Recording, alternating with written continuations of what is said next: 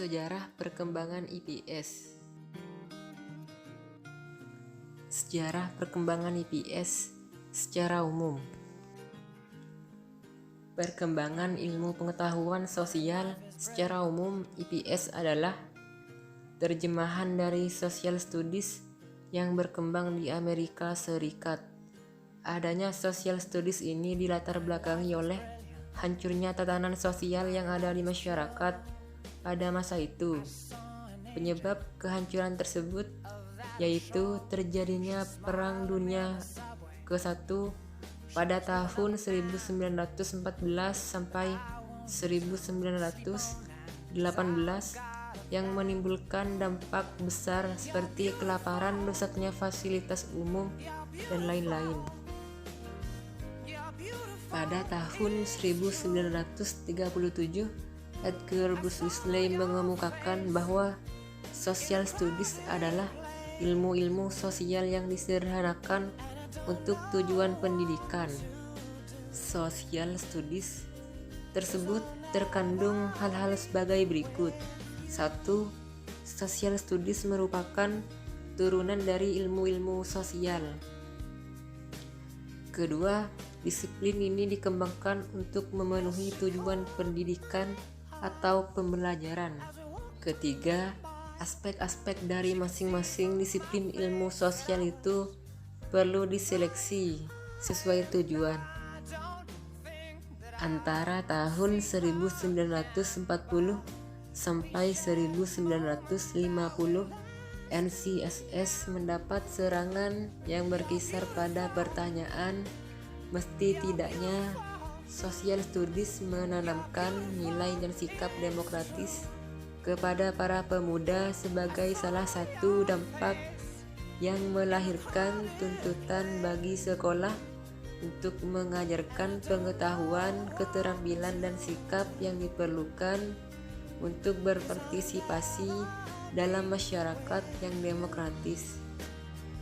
Pada tahun 1960-an muncul suatu gerakan akademis yang mendasar dalam pendidikan, yang dapat dipandang sebagai suatu revolusi dalam social studies yang dipelopori oleh para sejarawan dan ahli-ahli ilmu sosial. Gerakan akademis tersebut dikenal sebagai gerakan The New Social Studies (Social Studies gaya baru). Namun demikian, sampai tahun 1970-an, ternyata gagasan untuk mendapatkan The New Social Studies ini belum menjadi kenyataan. Pada tahun 1940 sampai 1960 terjadi tarik-menarik antara dua visi social studies. Di satu pihak ada gerakan untuk mengintegrasikan berbagai disiplin ilmu sosial untuk tujuan citizenship education yang terus bergulir sampai mencapai tahap yang lebih canggih. Di lain pihak, terus bergulirnya gerakan pemisahan berbagai disiplin ilmu sosial yang cenderung memperlemah konsepsi social studies education. Hal ini juga dipengaruhi oleh Perang Dunia Kedua. Selain itu, juga merupakan dampak dari opini publik berkaitan dengan Perang Dunia Kedua, Perang Dingin, dan Perang Korea, serta kritik publik terhadap belum terwujudkannya gagasan John Dewey tentang pengembangan kemampuan berpikir kritis dalam praktik pendidikan persekolahan. Disiplin ilmu sosial diakui sangat berguna dalam memberikan fakta yang benar dan teori serta prinsip yang dapat digunakan dalam proses pengambilan keputusan. Pada tahun 1955 terjadi terobosan yang besar. Demikian diungkapkan oleh Bardikaka 1977.237 berupa inovasi Maurice Hahn dan Lawrence Metcalf yang mencoba melihat cara baru dalam pengintegrasian pengetahuan dan keterampilan ilmu sosial untuk tujuan citizenship education. Tekanan perubahan lain yang juga cukup dahsyat muncul pada tahun 1957 dalam bentuk upaya komprehensif untuk mereformasi social studies. Pemicu perubahan tersebut adalah keberhasilan Rusia meluncurkan pesawat ruang angkasa Sputnik yang telah membuat Amerika menjadi panik dan merasa jauh tertinggal dari Rusia, dan dipublikasikannya hasil penelitian dua orang dosen Purdue University. Pada dawarsa 1970-an, demikian dicatat Bardikaka 1877 halaman 46, terjadi pertumbuhan social studies yang berupa dengan hasilnya hampir semua proyek menitik beratkan pada inquiry process, decision making for questions and student problems, atau proses penelitian, pengambilan keputusan, nilai masalah, dan orientasi permasalahan mahasiswa. Sejarah perkembangan IPS di Indonesia. Sejarah perkembangan IPS di Indonesia untuk menelusuri perkembangan pemikiran atau konsep pendidikan IPS di Indonesia. Secara historis, epistemologis terasa sangat sukar karena ada dua alasan. Pertama, di Indonesia belum ada lembaga profesional bidang pendidikan IPS seperti MCSS. Kedua, perkembangan kurikulum dan pembelajaran IPS sebagai ontologi ilmu pendidikan dalam kurung disiplin. IPS sampai saat ini sangat tergantung pada pemikiran individual atau kelompok pakar yang ditugasi secara insidental untuk mengembangkan perangkat kurikulum IPS melalui Pusat Pengembangan Kurikulum dan Sarjana Pendidikan, Badan Penelitian dan Pengembangan, dan Pusat Kurikulum. Istilah IPS, ilmu pengetahuan sosial, untuk pertama kalinya muncul dalam Seminar Nasional tentang Civic Education tahun 1972 di Tawangmangu, Solo. Menurut laporan seminar tersebut, panitia Seminar Nasional Civic Education 1972 dalam Wina Putra 1978 42 ada tiga istilah yang muncul dan digunakan secara bertukar pakai interchangeably, yakni 1. Pengetahuan sosial, 2. Studi sosial, dan 3. Ilmu pengetahuan sosial. Di Indonesia, ketiga istilah ini diartikan sebagai suatu studi masalah-masalah sosial yang dipilih dan dikembangkan dengan menggunakan pendekatan interdisipliner dan bertujuan agar masalah-masalah sosial itu dapat dipahami oleh siswa. Dengan demikian, para siswa akan dapat menghadapi dan memecahkan masalah sosial sehari-hari. Kemunculan istilah tersebut bersamaan dengan munculnya istilah IPA dalam wacana akademis pendidikan sains. Pengertian IPS yang disepakati dalam seminar tersebut dapat dianggap sebagai pilar pertama dalam perkembangan pemikiran tentang pendidikan IPS. Konsep IPS untuk pertama kalinya masuk ke dalam dunia persekolahan terjadi pada tahun 1972 sampai 1973, yakni dalam kurikulum proyek perintis sekolah pembangunan PPSP IKIP Bandung. Kurikulum PPSP IKIP Bandung berperan sebagai anggota tim pengembang kurikulum tersebut. Dalam kurikulum SD dan tahun PPSP digunakan istilah pendidikan kewarganegaraan negara atau studi sosial. Sebagai mata pelajaran sosial terpadu, penggunaan garis miring nampaknya mengisyaratkan adanya pengaruh dari konsep pengajaran sosial walaupun tidak diberi label IPS. Telah diadopsi dalam kurikulum SD tahun 1968. Kurikulum PPSP tersebut dapat dianggap sebagai pilar kedua dalam perkembangan pemikiran tentang pendidikan IPS, yakni masuknya akademis tentang IPS ke dalam kurikulum sekolah. Pada tahap ini, konsep pendidikan IPS diwujudkan dalam tiga bentuk, yakni nomor 1, pendidikan IPS terintegrasi dengan nama pendidikan kewargaan. 2. Pendidikan IPS terpisah, di mana istilah IPS hanya digunakan sebagai konsep payung untuk mata pelajaran geografi, sejarah, dan ekonomi. 3. Pendidikan negara sebagai suatu bentuk pendidikan IPS.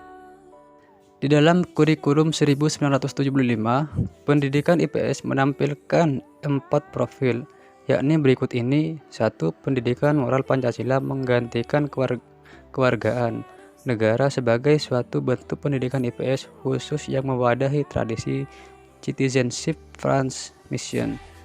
2. Pendidikan IPS terpadu untuk sekolah dasar. 3. Pendidikan IPS terkonfederasi untuk SNIP yang menempatkan IPS. 4. Pendidikan IPS terpisah-pisah yang mencakup mata pelajaran sejarah, geografi, dan ekonomi untuk SMA atau sejarah dan geografi. Konsep pendidikan IPS seperti itu tetap dipertahankan dalam 1984, yang memang secara konseptual merupakan penyempurnaan dari kurikulum 1975. Penyempurnaan yang dilakukan khususnya dalam aktualisa dengan berlakunya Undang-Undang Nomor 2/1989 tentang Sistem Pendidikan Nasional. Dalam wacana pendidikan IPS, muncul dua bahan kajian kurikuler, pendidikan Pancasila dan pendidikan kewarganegaraan. Kemudian, ketika ditetapkannya kurikulum 1994 menggantikan kurikulum 1984, kedua bahan kajian tersebut dilembagakan satu mata pelajaran pendidikan Pancasila dan kewarganegaraan dalam kurung PPKN. Dalam kurikulum 1994, mata pelajaran PPKN merupakan mata pelajaran sosial khusus yang wajib diikuti oleh semua siswa dalam setiap jenjang pendidikan SD, SLTP, dan SMU. Sedang mata pelajaran IPS diwujudkan dalam 1. Pendidikan IPS terpadu di SD kelas 3 sampai dengan 6. 2. Pendidikan IPS terkonfederasi di SLTP yang mencakup materi geografi, sejarah, dan ekonomi koperasi. 3. Pendidikan IPS terpisah yang mirip dengan tradisi social study, touch as social science menurut Barr pada tahun 1978. Dilihat dari tujuannya, setiap mata pelajaran sosial memiliki tujuan yang bervariasi. Mata pelajaran sejarah nasional dan sejarah umum bertujuan untuk menanamkan pemahaman tentang perkembangan masyarakat masa lampau hingga masa kini, menumbuhkan rasa kebangsaan dan cinta tanah air serta rasa bangga sebagai warga bangsa Indonesia, dan memperluas wawasan hubungan masyarakat antar bangsa di dunia. Mata pelajaran ekonomi bertujuan untuk memberikan pengetahuan konsep dan teori sederhana dan menerapkannya dalam pemecahan masalah ekonomi yang dihadapinya secara kritis dan objektif. Program IPS mata pelajaran ekonomi ini bertujuan untuk memberikan bekal kepada siswa mengenal beberapa konsep dan teori ekonomi sederhana. Mata pelajaran sosiologi memiliki tujuan untuk memberikan kemampuan memahami secara kritis berbagai persoalan dalam kehidupan sehari-hari yang berlaku di masyarakat. Sedangkan mata pelajaran tata negara menggariskan tujuan untuk meningkatkan kemampuan agar siswa memahami penyelenggaraan negara sesuai dengan tata kelembagaan negara, tata peradilan, sistem pemerintahan negara Republik Indonesia maupun negara lain. Hal yang juga tampak sejalan dalam rumusan tujuan mata pelajaran sejarah budaya yang menggariskan tujuannya untuk menanamkan pengertian adanya keterkaitan perkembangan budaya masyarakat pada masa lampau, masa kini, dan masa mendatang, sehingga siswa menyadari dan menghargai hasil dan nilai budaya pada masa lampau dan masa kini. Pendidikan ilmu pengetahuan sosial di Indonesia mempunyai dua konsep pendidikan ilmu pengetahuan sosial, yakni pertama, pendidikan ilmu pengetahuan sosial yang diajarkan dalam tradisi citizenship transmission dalam bentuk mata pelajaran pendidikan Pancasila dan kewarganegaraan dan sejarah nasional. Kedua, pendidikan ilmu pengetahuan sosial yang diajarkan dalam tradisi social science.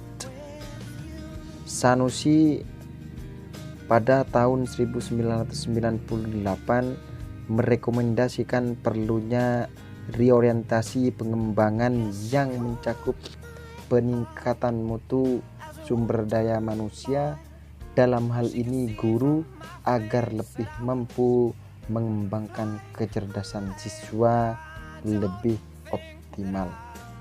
Dalam pertemuan ujung pandang tahun 1993, Noman Sumantri selaku pakar dan ketua HISPISI kembali menegaskan adanya dua versi PIPS sebagai berikut. PIPS untuk pendidikan dasar dan menengah adalah penyederhanaan adaptasi dari disiplin ilmu-ilmu sosial dan humaniora serta kegiatan dasar manusia yang diorganisir dan disajikan secara ilmiah dan psikologis untuk tujuan pendidikan. PIPS untuk jurusan pendidikan IPS IKI adalah seleksi dari disiplin ilmu-ilmu sosial dan humaniora serta kegiatan dasar manusia yang diorganisir dan disajikan secara ilmiah dan psikologis untuk tujuan pendidikan. Pokok-pokok pikiran yang diajukan oleh Noman Sumantri selaku ketua HISPISI position paper itu akan menyajikan penegasan mengenai kedudukan PIPS sebagai scientific disiplin atau menurut Hartonian sebagai integrated system of knowledge. Konsep PDPIPS untuk perguruan tinggi pendidikan guru IPS yang masih perlu dikembangkan adalah logika internal atau struktur dari kedua sistem pengetahuan tersebut. Dalam demikian, masing-masing memiliki jati diri konseptual yang unik dan dapat dipahami lebih jernih. Dahlan 1997 melihat PIPS sebagai upaya strategis pembangunan manusia seutuhnya untuk menghadapi era globalisasi.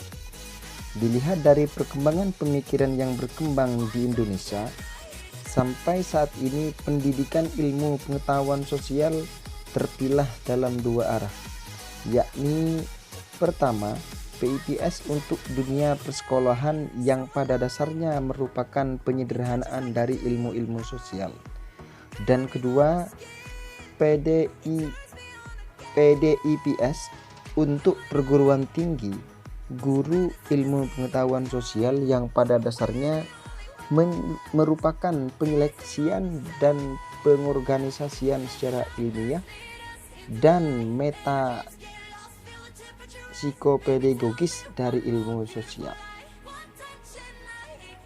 PIPS untuk dunia persekolahan terpilah menjadi dua versi atau tradisi akademik pedagogis, yakni pertama, PIPS dalam tradisi citizenship transmission dalam bentuk mata pelajaran pendidikan Pancasila, dan kedua, PIPS dalam tradisi social science dalam bentuk mata pelajaran ilmu pengetahuan sosial terpadu untuk SD dan mata pelajaran ilmu pengetahuan sosial terkonfederasi untuk SLTP dan ilmu pengetahuan sosial terpisah untuk sekolah menengah umum atau SMU. Kedua tradisi PIPS tersebut terikat oleh suatu visi pengembangan manusia Indonesia seutuhnya digariskan dalam GBHN dan UU nomor 9 tahun 1998 tentang sistem pendidikan nasional. Secara filsafat, ilmu pengetahuan ilmiah adalah pengetahuan yang terorganisasikan dan bersistem yang digali dan dibangun dengan menggunakan pendekatan ilmiah. Menurut Goldmark 1968, pendidikan ilmiah atau science method bertolak dari asumsi that truth is neither absolute nor unseeing. Whether truth is a judgment that by the agreement of an informed community, products desirable tourism. Bahwa sesuatu dilarang di alam dan tidak perlu, tetapi merupakan suatu kesimpulan yang disepakati komunitas yang memahami dengan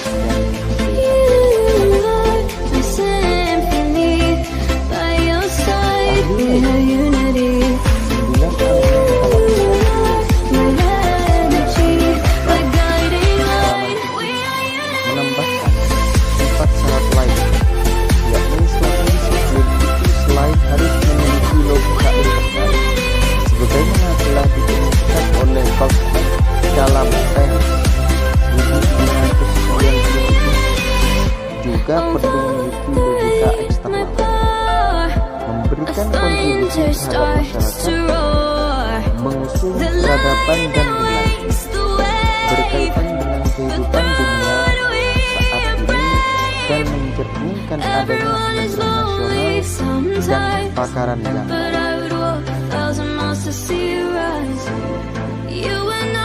Logika internal pada dasarnya sebagai landasan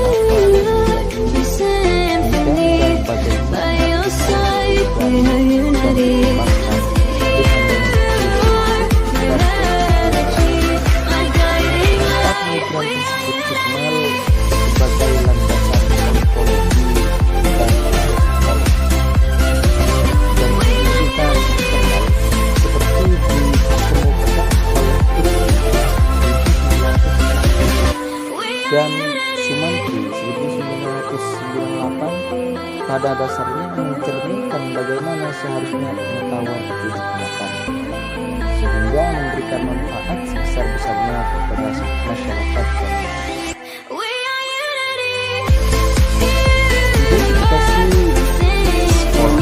Objek telah pengetahuan PDIPS disebut sebagai satu tentang kelas potensi dan perilaku belajar siswa SD, SLBT dan SMP.